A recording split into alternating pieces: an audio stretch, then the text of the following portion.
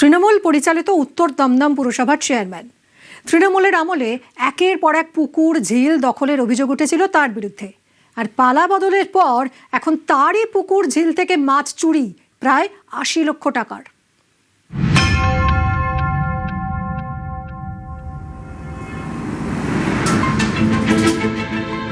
ইনি তৃণমূল পরিচালিত উত্তর দমদম পুরসভার চেয়ারম্যান বিধান বিশ্বাস।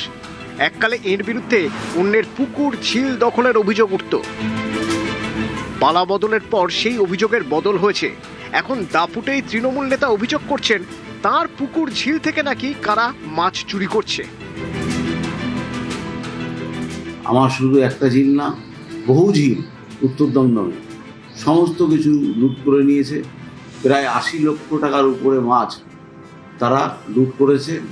আমি নিমতা থানায় এফআইআর করেছি। বিধান বিশ্বাস দীর্ঘদিনের মাছের ব্যবসা, রাজনীতিও করেন। তৃণমূলের দাপুটের নেতা। তৃণমূল জামানায় তার দাপুটে নাকি বাঘে গরুতে এক ঘাটে জল খেত। তার বিরুদ্ধে একাধিক পুকুর ঝিল দখলের অভিযোগ রয়েছে। রাজ্যে পালা বদলের পর এখন তিনি বেজায় সমস্যায়। তৃণমূল নেতার অভিযোগ তার পুকুর এবং ঝিল থেকে মাছ চুরি হয়ে যাচ্ছে। এখনো পর্যন্ত প্রায় ৮০ লক্ষ টাকার মাছ চুরি হয়েছে বলে দাবি উত্তর দমদম পুরসভার চেয়ারম্যানের। এ নিয়ে তিনি নিমতা থানায় অভিযোগও জানিয়েছেন। আমার শুধু একটা ঝিল না, বহু ঝিল উত্তর দমদমে সমস্ত কিছু লুট করে নিয়েছে। প্রায় ৮০ লক্ষ টাকার উপরে মাছ তারা লুট করেছে। আমি নিমতা থানায় এফআইআর করেছি। আমি তো ঝিল লিজ নিয়ে তাদের টাকা দিয়ে মালিকদের দিয়ে আমার নেওয়া, তো জোর করে জুলুম করে নেওয়া না।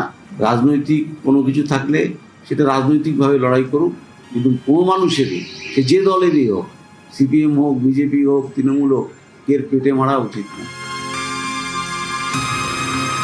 এলাকাবাসীর দাবি, একাধিক যখন তিনি পৌরসভা চেয়ারম্যান ছিলেন, একাধিক জলাশয় থেকে পুকুর, প্রত্যেকটি ঝিল জোর করে দখল করেছেন।